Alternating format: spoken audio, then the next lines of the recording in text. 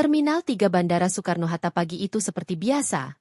Ramai, hidup, dan penuh energi orang-orang yang sedang mengejar tujuan masing-masing. Suara roda koper beradu dengan lantai. Pengumuman penerbangan bersahut-sahutan dari pengeras suara, dan langkah kaki manusia bercampur menjadi satu irama yang tak pernah berhenti. Di antara semua itu, aku duduk di kursi ruang tunggu dengan perasaan yang anehnya. Bahagia. Namaku Alia. Aku mengenakan hijab biru pastel yang sengaja kupilih pagi itu. Warnanya lembut, membuatku merasa tenang. Blazer tipis dan blus rapi melengkapi penampilanku. Aku ingin terlihat profesional. Hari ini bukan liburan, tapi perjalanan kerja. Namun tetap saja, ada perasaan istimewa yang sulit kujelaskan. Di sampingku duduk suamiku, Rendra. Kami jarang bepergian bersama untuk urusan pekerjaan. Selama ini, kami sibuk dengan karir masing-masing. Tapi proyek kolaborasi besar ini akhirnya mempertemukan kami dalam satu tim. Bagiku, ini lebih dari sekadar pekerjaan. Ini pembuktian bahwa kami bukan hanya pasangan hidup, tapi juga partner. Aku melirik Rendra diam-diam. Dia tampak rapi seperti biasa. Rambutnya tersisir, kemeja disetrika rapi. Dari luar, dia terlihat tenang. Tapi sebagai istrinya, aku bisa merasakan sesuatu yang berbeda. Rahangnya sedikit mengeras, dan sejak tadi, ponselnya hampir tidak lepas dari tangan. Capek? Tanyaku pelan, mencoba membuka percakapan. Rendra tersenyum tipis. Sedikit. Tapi ini penting. Aku mengangguk. Iya, aku tahu. Dia berdiri. Aku beli kopi dulu, ya. Aku tersenyum. Jangan terlalu manis. Rendra tertawa kecil, lalu mencium keningku sebentar sebelum berjalan menuju kedai kopi yang cukup ramai. Aku memperhatikannya pergi, perasaan hangat mengalir di dadaku. Aku menarik napas panjang. Ini akan jadi perjalanan yang baik, pikirku saat itu. Aku meraih ponsel, mengecek email terakhir sebelum boarding. Tidak ada yang aneh. Semua terlihat normal. Terlalu normal. Beberapa menit berlalu. Lalu aku merasakan sesuatu yang membuat tubuhku menegang. Ada seseorang berdiri terlalu dekat. Aku mengangkat wajah dengan sedikit rasa terganggu. Di hadapanku berdiri seorang wanita berseragam pramugari. Wajahnya pucat, jauh dari kesan ramah yang biasanya melekat pada profesinya. Matanya bergerak cepat, seolah takut dilihat orang lain. Maaf, katanya pelan. Iya, jawabku sopan. Aku pikir dia akan bertanya arah atau gate. Tapi wanita itu malah melangkah lebih dekat. Terlalu dekat. Lalu seolah tersandung dan menabrak lututku. Ah, maaf sekali, katanya tergesa. Aku refleks menahan geraknya. Tidak apa-apa. Namun dia tidak segera pergi. Dia membungkuk, berpura-pura merapikan seragamnya. Saat itu, matanya menatap langsung ke mataku. Tatapan yang membuat napasku tercekat. Ada ketakutan di sana. Ketakutan yang nyata. Mbak, Alia, ya? Bisiknya cepat. Jantungku berdetak keras. Iya. Kenapa? Dalam satu gerakan cepat, dia meraih tanganku. Tangannya dingin dan gemetar. Aku hampir menarik diri, tapi dia lebih cepat. Dia menyelipkan sesuatu ke telapak tanganku. Selembar tisu. Tangannya menutup tanganku erat sejenak, seolah memastikan aku tidak menjatuhkannya. Lalu dia mendekat dan berbisik sangat pelan.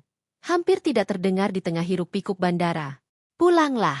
Cari alasan. Pura-pura sakit. Jangan naik pesawat hari ini. Aku terpaku. Apa maksud Mbak? Dia menggeleng cepat. Napasnya memburu. Apapun yang terjadi, jangan naik. Tolong percaya. Sebelum aku sempat bertanya lagi, dia menegakkan tubuhnya. Matanya melirik ke arah kedai kopi, ke arah suamiku. Wajahnya semakin pucat.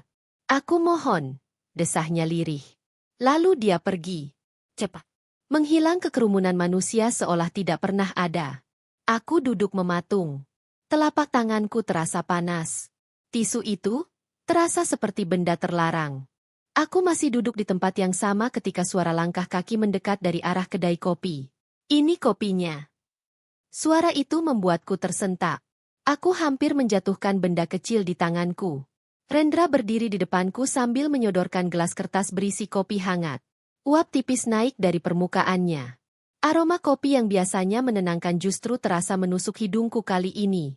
"Kenapa kamu kelihatan kaget begitu?" tanyanya sambil tertawa kecil. "Kayak lihat hantu."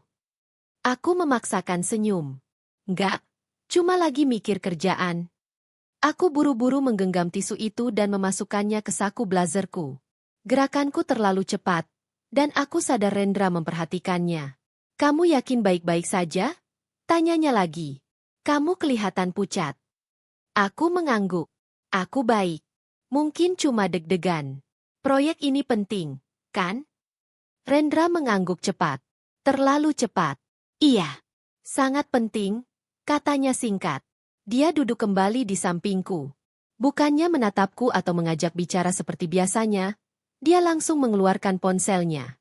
Jarinya bergerak cepat di layar. Tubuhnya sedikit memalingkan diri dariku. Ada jarak yang tiba-tiba muncul di antara kami. Aku mencoba menenangkan diri. "Jangan lebay," kataku dalam hati. "Bandara ini penuh orang. Pasti tadi hanya kebetulan. Mungkin pramugari itu salah orang. Mungkin dia sedang stres."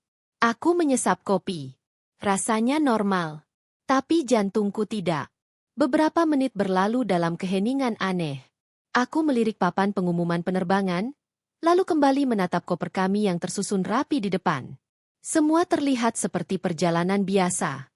Tapi kata-kata itu terus berputar di kepalaku. Pura-pura sakit. Jangan naik pesawat. Aku merogoh saku blazerku perlahan. Memastikan Rendra masih sibuk dengan ponselnya, aku mengeluarkan tisu itu sedikit demi sedikit, menyembunyikannya di balik tas tanganku. Tisu putih biasa. Tidak ada yang istimewa. Kecuali satu hal. Aku membukanya perlahan. Di bagian tengah, ada tulisan dengan spidol merah. Huruf kapital. Tidak rapi. Seolah ditulis dengan tangan gemetar. "Dia, Bang." Dua kata. Dua kata itu membuat napasku terhenti. Aku menutup mulutku dengan tangan, berusaha menahan reaksi. Dunia di sekitarku terasa menjauh. Suara orang-orang berubah menjadi dengungan samar. Dia bohong. Siapa? Tentang apa? Pikiranku langsung tertuju pada Rendra. Aku melirik ke samping. Suamiku masih menatap layar ponselnya. Rahangnya tegang. Alisnya sedikit berkerut. Tidak ada senyum. Tidak ada tatapan hangat. Orang itu tidak terlihat seperti suami yang baru saja mencium kening istrinya beberapa menit lalu. Tidak mungkin, pikirku cepat. Aku pasti terlalu berlebihan.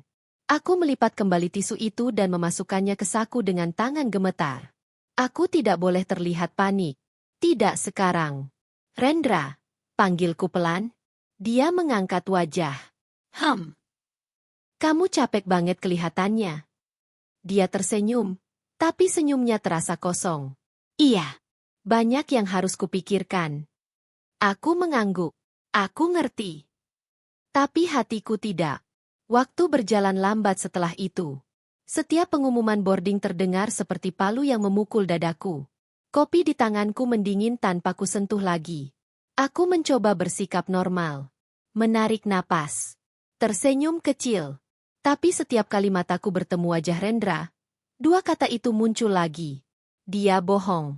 Aku akhirnya memberanikan diri. "Mas?" Suaraku sedikit serak. Aku kok tiba-tiba merasa nggak enak badannya. Rendra langsung menoleh. "Kenapa?" tanyanya cepat. Bukan khawatir. Lebih kesal. Perutku agak mual. Alisnya berkerut. "Salah makan mungkin. Nanti di pesawat minum teh hangat aja." Nada suaranya tegas. "Menutup kemungkinan." Aku menelan ludah. "Mungkin aku butuh istirahat sebentar." "Kita nggak bisa batal, Alia," katanya cepat. "Ini penting. Semua orang sudah nunggu kita di sana." Kata-katanya menusuk. Biasanya, kalau aku mengeluh sakit sedikit saja, dia akan panik. Sekarang, tidak ada sentuhan. Tidak ada perhatian. Dia bohong. Panggilan terakhir untuk penerbangan kami terdengar menggema. Rendra berdiri dan mengulurkan tangannya. "Ayo, boarding." Aku menatap tangan itu. Tangan yang dulu terasa aman. Sekarang terasa asing. Aku meraihnya dengan ragu dan berdiri. Kakiku terasa lemas. Kami berjalan menuju antrean boarding. Setiap langkah terasa berat, seolah kakiku ingin berhenti sendiri. Dan di sanalah aku melihatnya lagi. Pramugari itu. Antrean boarding sudah menipis saat kami tiba di depan gerbang. Lampu-lampu di atas kepala terasa lebih terang dari biasanya. Udara di sekitar terasa lebih dingin. Atau mungkin hanya perasaanku yang membeku. Aku berdiri di samping Rendra, tanganku masih berada dalam genggamannya, meski genggaman itu kini terasa lebih seperti cengkeraman. Beberapa orang di depan kami menyerahkan tiket dan paspor mereka satu persatu. Setiap bunyi beep dari mesin pemindai terdengar seperti hitungan mundur. Aku berusaha menenangkan diri. Tenang, Alia. Jangan panik. Ini pasti hanya kebetulan. Kamu terlalu banyak berpikir. Lalu antrean di depan kami mendadak terhenti. Seorang wanita berjalan cepat berlawanan arah, seolah ingin keluar dari antrean boarding. Aku langsung mengenalinya. Pramugari itu. Dia tidak mengenakan senyum profesional. Tidak ada keramahan. Yang ada hanya wajah pucat, keringat dingin di pelipisnya, dan mata yang membesar penuh ketakutan. Dia melewati Rendra tanpa menoleh. Tapi saat berada tepat di sampingku, langkahnya melambat. Waktu seolah berhenti. Mata kami bertemu. Aku bisa melihat kepanikan murni di sana. Bukan akting, bukan lelucon. Ketakutan yang lahir dari seseorang yang tahu sesuatu yang mengerikan. Dia tidak berbicara. Dia hanya menggelengkan kepala. Pelan. Tapi dengan penekanan yang kuat. Jang. Lalu bibirnya bergerak, nyaris tanpa suara. Tolong. Itu cukup. Seluruh tubuhku bergetar. Ini bukan kebetulan. Ini bukan salah orang. Ini bukan drama. Wanita itu sungguh-sungguh memohon padaku. Aku berhenti melangkah. Rendra langsung menoleh. Kenapa berhenti? Suaranya terdengar tidak sabar. Tangannya menarik lenganku sedikit lebih keras. Ayo. Kami sudah berada tepat di depan meja petugas gerbang. Tinggal menyerahkan paspor dan tiket. Satu langkah lagi, dan aku akan masuk ke belalai pesawat. Aku melihat ke lorong gelap yang mengarah ke pesawat. Lalu aku melihat ke wajah Rendra. Dia tidak menatapku.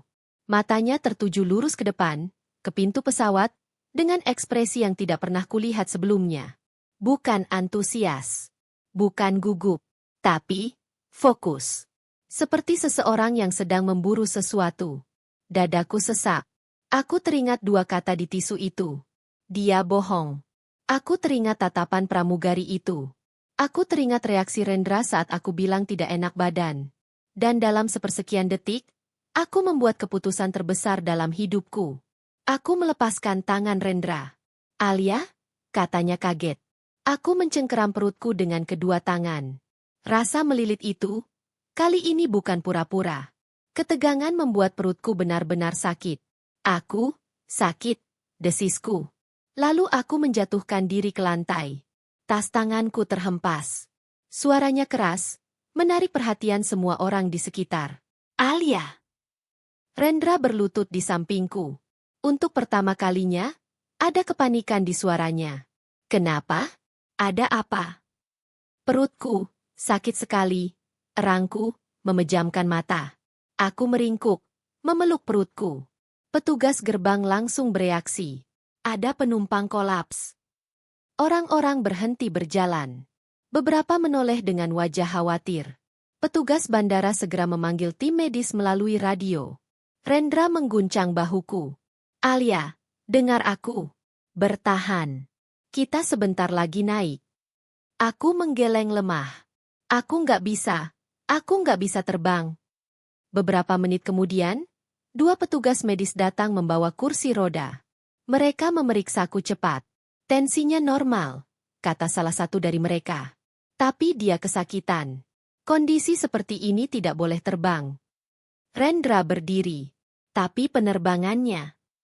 Maaf, Pak, potong petugas.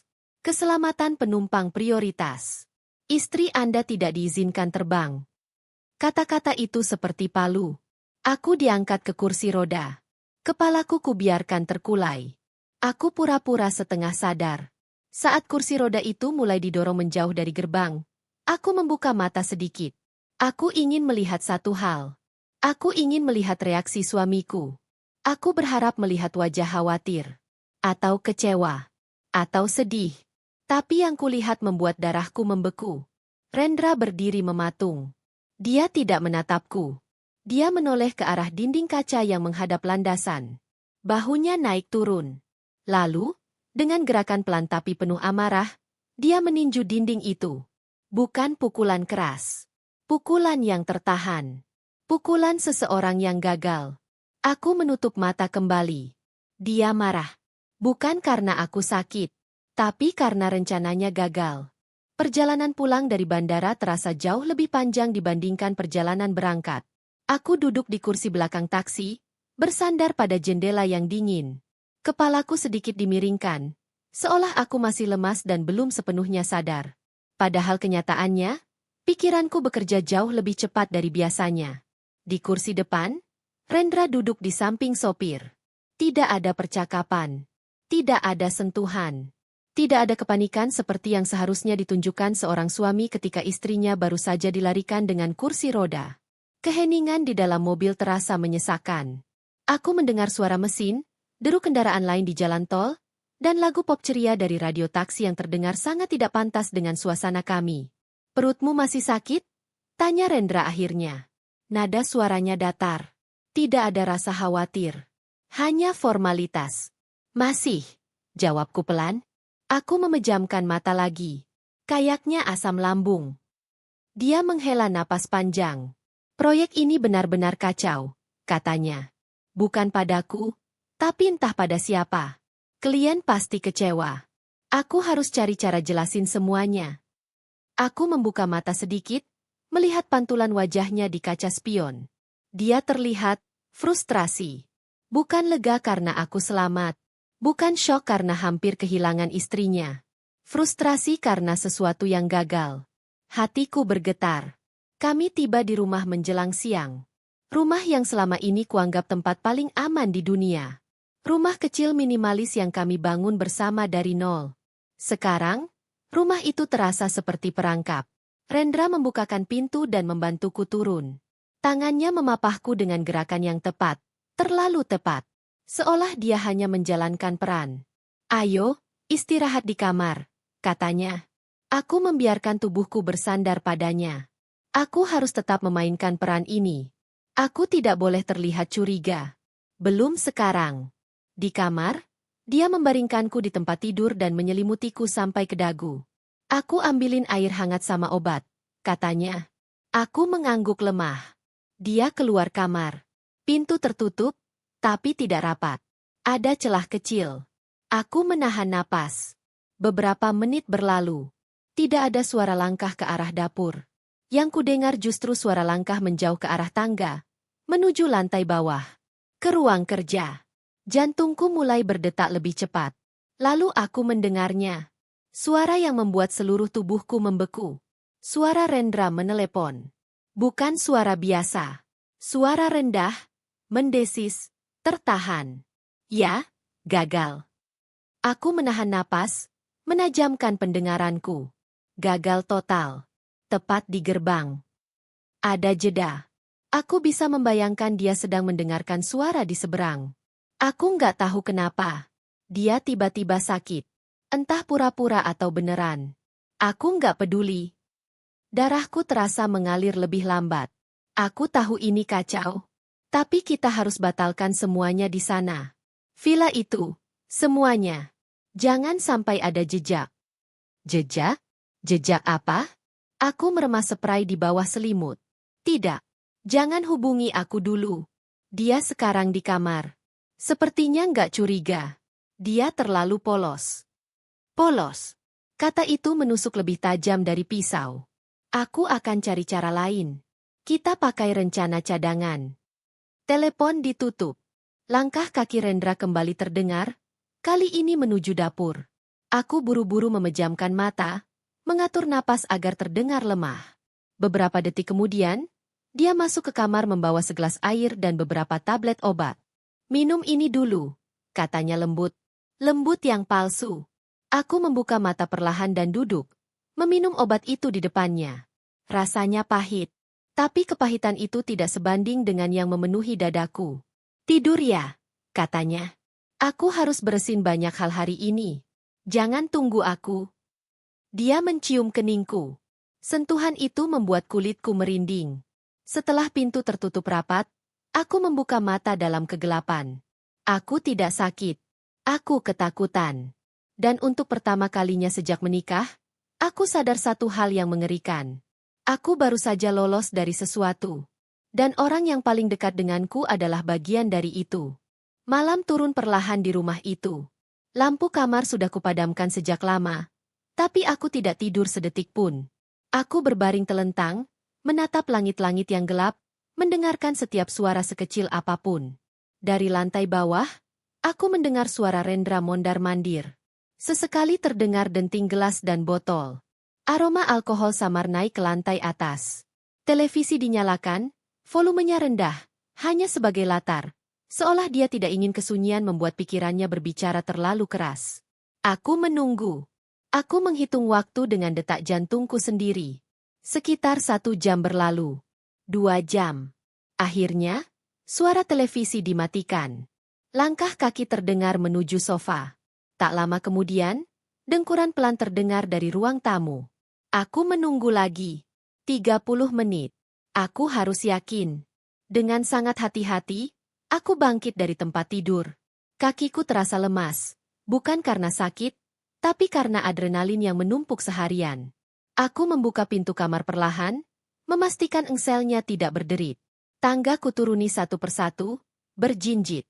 Rendra tertidur di sofa. Kepalanya miring ke samping, satu tangan menjuntai ke lantai. Botol minuman setengah kosong tergeletak di meja. Aku menahan napas. Inilah kesempatanku. Aku melangkah menuju ruang kerja Rendra. Pintu itu tidak terkunci. Seperti biasa. Dia tidak pernah mengira aku akan masuk ke sana tanpa izin. Aku menutup pintu perlahan dan menyalakan lampu meja kecil. Cahaya redup menyinari ruangan. Laptop Rendra ada di atas meja. Layarnya menyala. Tidak terkunci. Tanganku gemetar saat menyentuh mouse. Aku membuka emailnya terlebih dulu. Aku mencari kata-kata yang berhubungan dengan perjalanan ini. Nama klien, proyek, jadwal. Ada beberapa email bisnis biasa. Lalu aku menemukan sebuah folder. Namanya sederhana, Surabaya_project. Dadaku berdebar saat membukanya. Kosong. Tidak ada proposal. Tidak ada jadwal. Tidak ada detail klien. Tidak ada konfirmasi hotel. Tidak ada apapun. Perutku melilit hebat. Perjalanan ini palsu. Aku terduduk di kursi. Tanganku menutup mulut. Ini bukan tentang pekerjaan. Ini tidak pernah tentang pekerjaan. Aku teringat percakapan telepon tadi siang. Villa itu. Jangan sampai ada jejak. Aku kembali ke laptop. Kali ini ke riwayat Pramban. Awalnya tampak normal. Berita ekonomi, artikel bisnis. Tapi saat kugulir ke bawah, ke minggu-minggu terakhir, napasku tercekat. Polis asuransi jiwa atas nama istri. Cara mencairkan asuransi jiwa pasangan. Berapa lama proses klaim kematian? Mataku panas. Aku hampir tidak bisa bernapas. Tanganku bergerak tanpa sadar. Aku membuka tab baru dan masuk ke akun bank bersama kami. Tidak ada transaksi mencurigakan. Lalu aku ingat sesuatu. Rendra punya folder pribadi di desktop. Namanya administrasi. Aku membukanya. Beberapa file pajak. Satu file PDF dengan nama yang membuatku gemetar. Polis_Alia Jaya PDF. Aku membukanya. Itu polis asuransi jiwa. Atas namaku. Dengan Rendra sebagai ahli waris tunggal.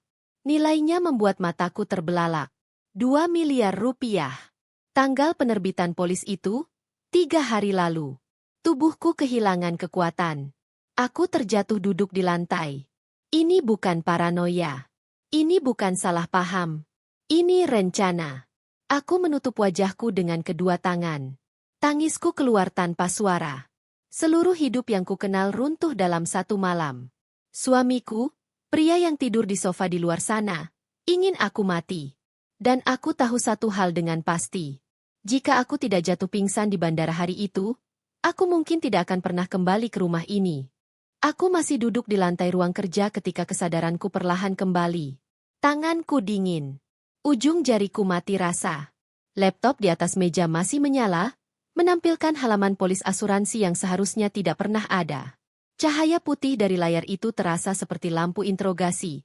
Terlalu terang, terlalu jujur. Aku menarik napas panjang, gemetar. Ini belum selesai. Aku tahu itu. Orang seperti Rendra tidak akan membuat rencana setengah-setengah. Jika dia sudah sejauh ini, pasti ada lebih banyak hal yang belum kutemukan. Dengan tenaga yang tersisa, aku bangkit dan kembali ke kursi. Kali ini aku membuka riwayat pencarian lebih dalam. Hari demi hari. Minggu demi minggu. Dan di sanalah neraka itu terbuka sepenuhnya. Cara membuat kecelakaan terlihat alami. Dosis obat tidur mematikan. Pulau paling sepi dekat Surabaya. Tebing terbaik untuk melihat matahari terbenam Jawa Timur. Aku menutup mulutku. Air mata jatuh. Satu demi satu, tanpa bisa kutahan. Jadi itu rencananya. Bukan kecelakaan pesawat. Bukan penyakit mendadak. Tapi aku akan dibawa ke tempat terpencil. Lalu dijatuhkan. Aku berdiri terlalu cepat. Dunia berputar. Aku berlari ke kamar mandi kecil di samping ruang kerja dan muntah hebat. Obat yang kuminum siang tadi keluar bersama cairan pahit yang membuat tenggorokanku perih.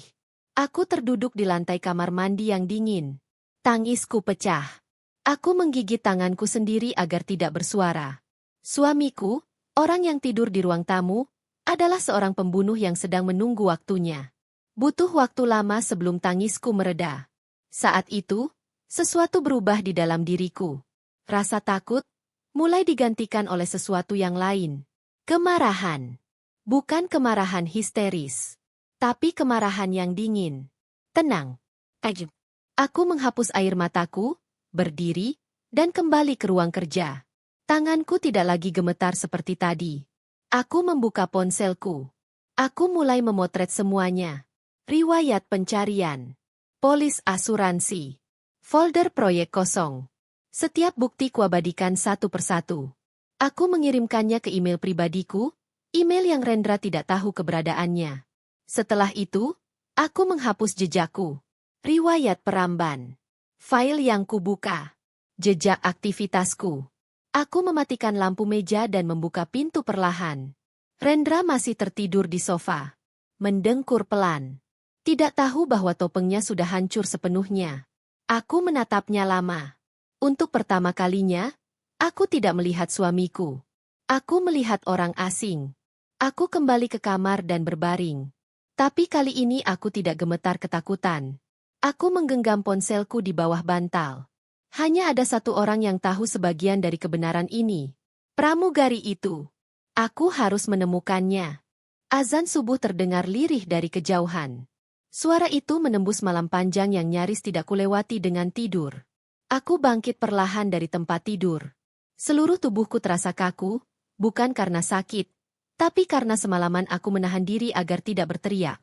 Aku melangkah ke kamar mandi, membasuh wajah dengan air dingin. Di cermin, aku hampir tidak mengenali diriku sendiri. Wajahku pucat, mataku sembab. Tapi di balik kelelahan itu, ada sesuatu yang baru. Tatapan yang tidak lagi polos.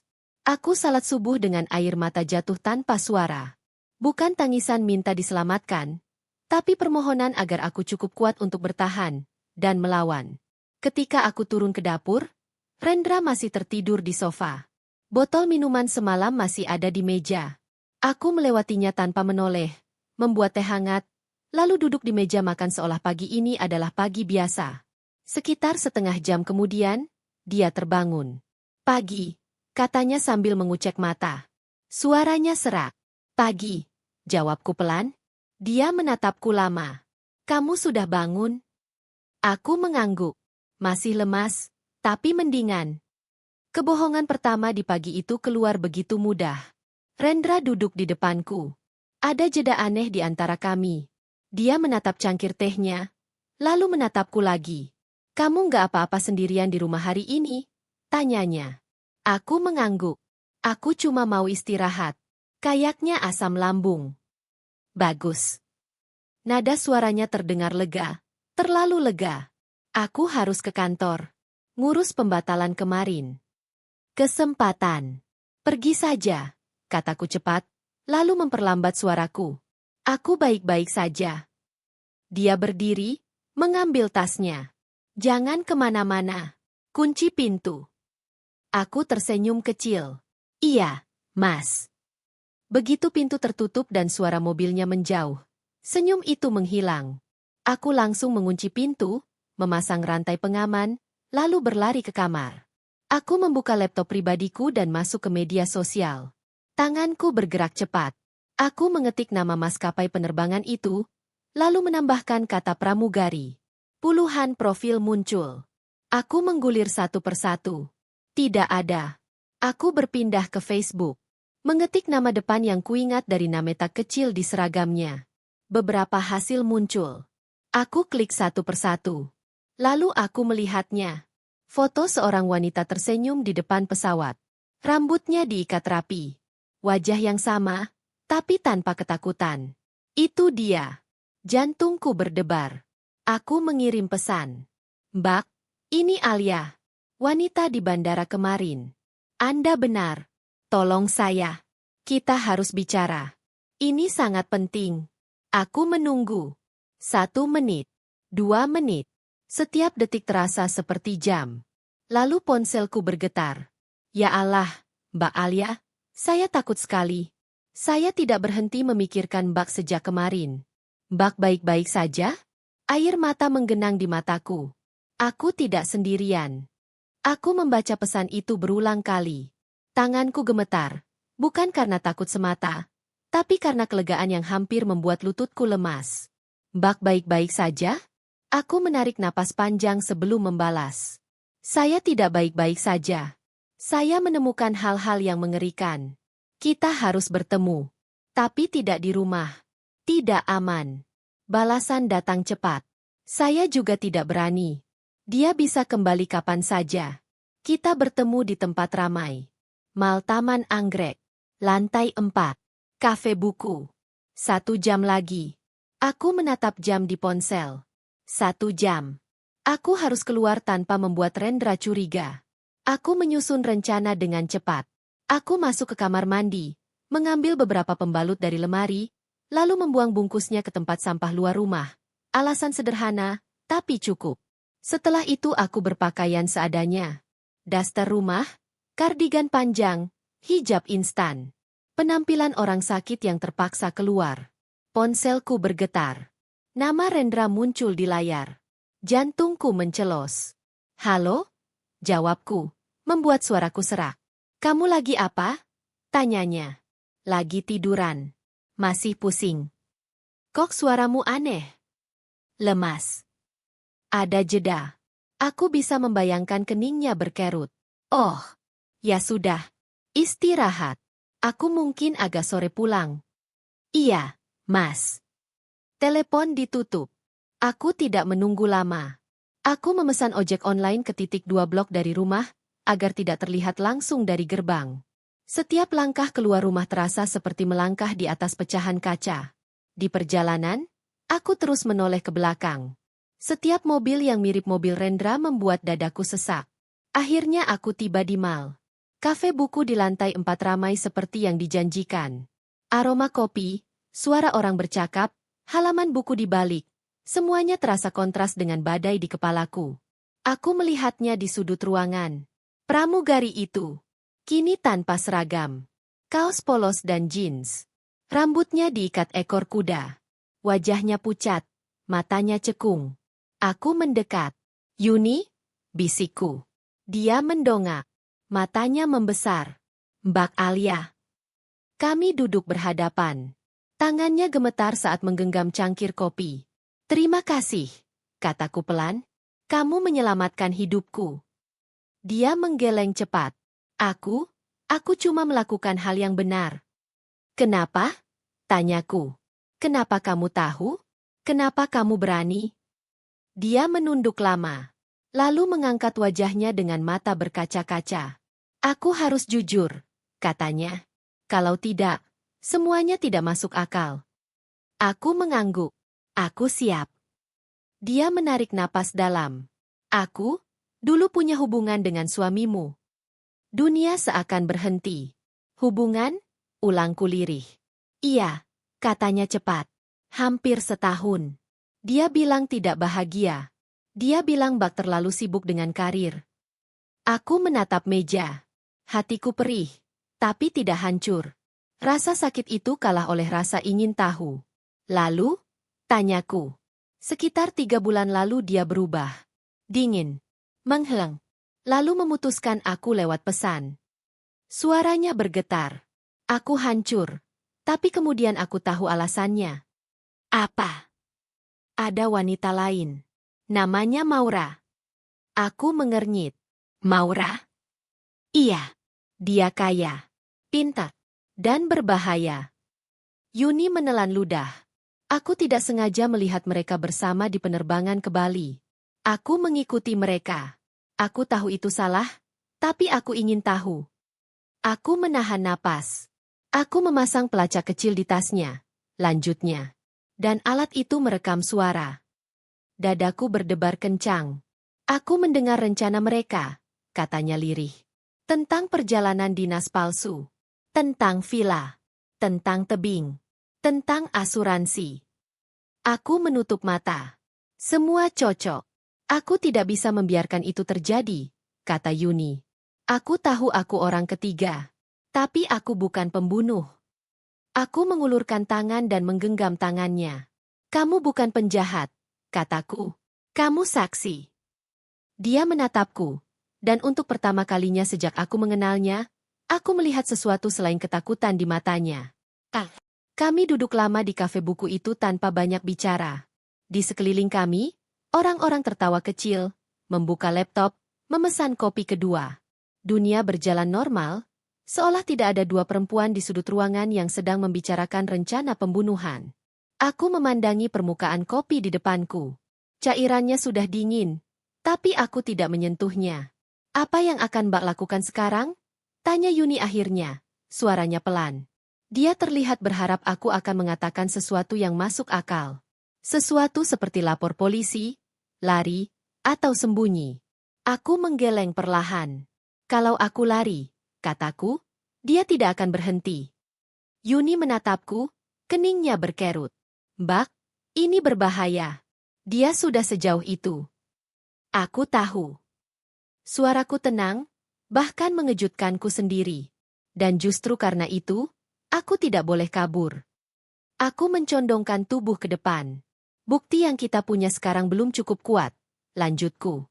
Asuransi, riwayat pencarian, rekamanmu, semua itu bisa dipelintir. Mereka bisa bilang itu kebetulan, salah paham, atau riset iseng. Yuni menggeleng keras. Tapi dia mau membunuh Mbak. Aku tahu. Dan aku butuh dia mengaku. Wajah Yuni memucat. Mbak tidak serius. Aku serius. Aku mengangkat wajahku. Aku akan ikut rencananya. Yuni hampir berdiri. Tidak. Mbak tidak boleh. Itu bunuh diri. Aku tidak akan mati, kataku cepat. Karena kali ini, aku yang mengatur semuanya. Aku menjelaskan rencanaku dengan suara rendah tapi mantap. Aku akan kembali ke rumah. Aku akan berpura-pura lemah, bersalah, dan menyesal. Aku akan memancing rasa bersalah dan ego Rendra. Aku akan membuatnya berpikir aku masih istri bodoh yang sama, kataku. Istri yang mau menebus kesalahan karena membatalkan perjalanan. Yuni menatapku dengan campuran kagum dan takut.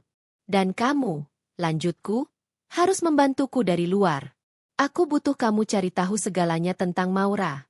Lokasi villa, jalurnya, medannya, apapun. Yuni menarik napas panjang. Aku masih punya rekaman lama. Aku akan dengarkan ulang. Mungkin ada petunjuk. Dan satu hal lagi, kataku.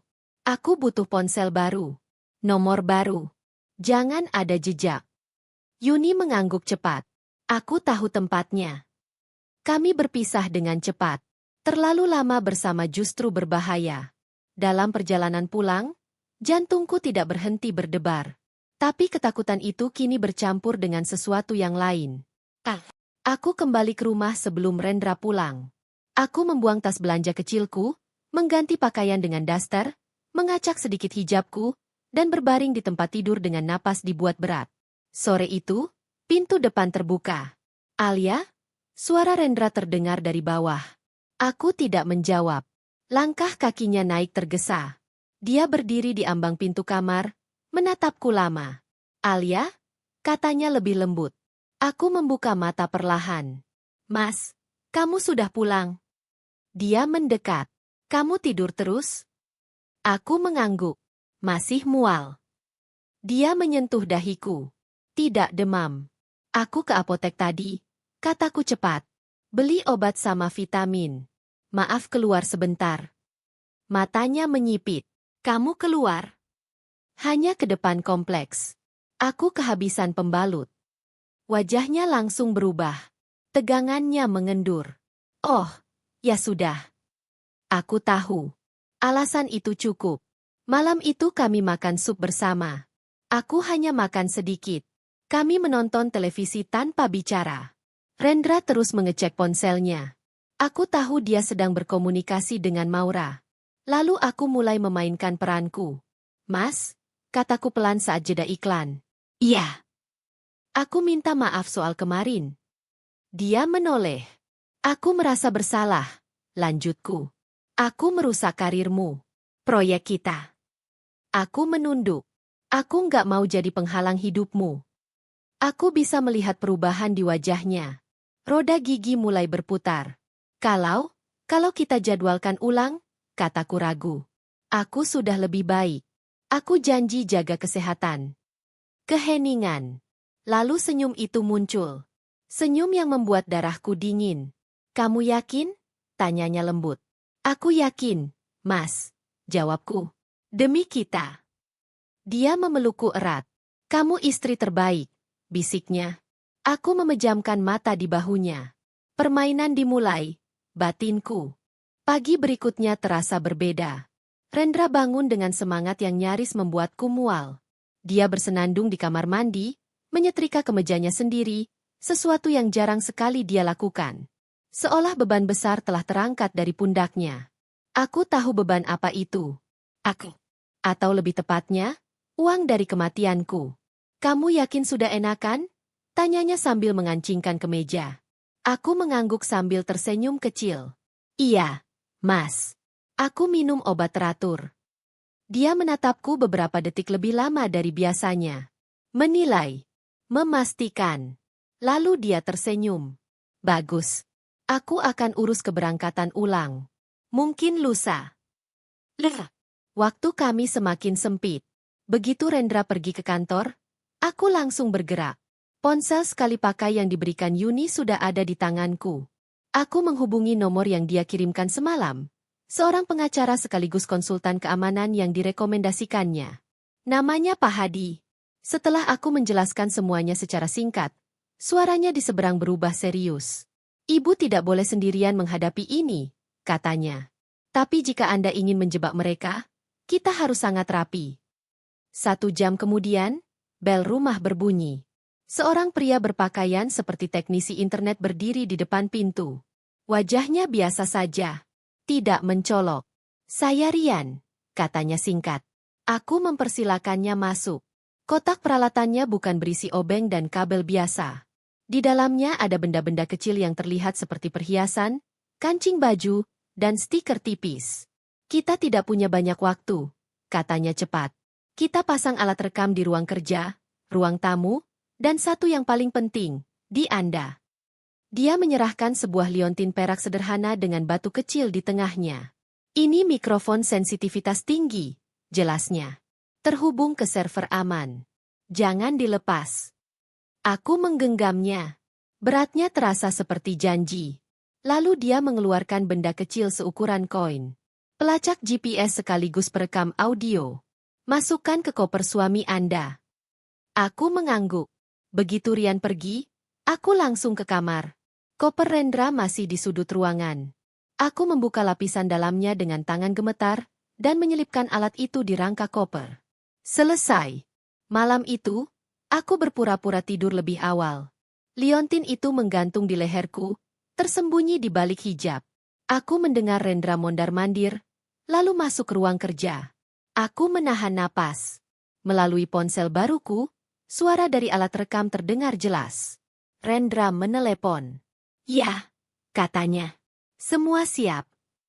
Ada suara perempuan di seberang. Dingin. Tenang. Maura. Kita tiba besok siang, lanjut Rendra. Kamu sambut kami sebagai manajer villa. Sore hari, tawarkan sunset ke tebing. Jantungku berdegup kencang. Aku yang akan melakukannya, katanya lagi. Kamu pastikan tempatnya sepi. Begitu aku dorong dia, aku akan teriak minta tolong. Kecelakaan. Aku menutup mata. Polis aman, katanya puas. 2 miliar. Setelah ini kita bebas. Dia tertawa kecil. Besok malam, Alia akan jadi kenangan. Telepon ditutup. Aku berbaring kaku dalam gelap. Air mata mengalir, tapi tanganku tidak gemetar. Karena sekarang, aku punya pengakuan. Dan mereka tidak tahu. Setiap kata itu sudah direkam. Pagi keberangkatan kedua terasa seperti mimpi yang aneh. Jika dulu aku berangkat dengan hati ringan dan penuh harapan, kini setiap langkahku terasa seperti berjalan menuju medan perang. Aku bangun lebih awal, salat subuh lebih lama dari biasanya, bukan untuk meminta keselamatan, tetapi kekuatan. Aku mengenakan pakaian sederhana. Hijab berwarna krem. Di balik lipatannya, liontin kecil itu menempel di kulitku, dingin dan nyata. Pengingat bahwa aku tidak sendirian. Rendra, sebaliknya, tampak begitu hidup. Dia bersenandung. Tersenyum. Seolah semua masalahnya telah terpecahkan. Seolah hari ini adalah hari kemenangan. Kamu siap? Tanyanya sambil mengangkat koper. Koper yang di dalamnya tersembunyi pelacak. Siap, Mas, jawabku lembut. Perjalanan menuju bandara terasa sunyi. Rendra berbicara banyak. Tentang proyek. Tentang betapa berartinya aku baginya. Tentang masa depan yang akan kami bangun bersama. Setiap kata manisnya terasa seperti pisau tumpul yang menggores pelan. Aku mengangguk. Tersenyum. Berperan. Di terminal, suasana sama seperti sebelumnya. Sibuk. Tidak ada yang tahu bahwa di antara ribuan orang itu, ada satu wanita yang sedang diantar menuju kematiannya, atau keadilan. Di counter check-in, aku melihatnya. Yuni. Dia berdiri di balik meja, mengenakan seragam pramugari dengan wajah profesional. Begitu matanya bertemu mataku, aku melihatnya, bukan ketakutan, tapi kesiapan. Rendra mengenalinya. Oh, kamu, katanya sambil tersenyum tipis. Masih kerja di sini rupanya. Nada suaranya merendahkan. Dia merangkul pinggangku, menarikku lebih dekat. Kekuasaan. Ini istriku, katanya. Alia. Yuni menatapku, lalu mengangguk kecil. Aku membalas dengan kedipan halus. Semuanya siap. Kami naik pesawat. Aku duduk di dekat jendela. Rendra di sampingku. Sepanjang penerbangan, dia bersikap seperti suami sempurna. Menawarkan minum. Menawarkan bantal. Menyentuh bahuku. Aku hanya minum air botolan yang kubuka sendiri. Aku berpura-pura tidur. Mendengarkan napasnya. Mendengarkan langkah-langkah terakhir menuju kebenaran. Kami mendarat di Surabaya menjelang siang. Di pintu keluar, seorang pria memegang papan nama bertuliskan nama Rendra.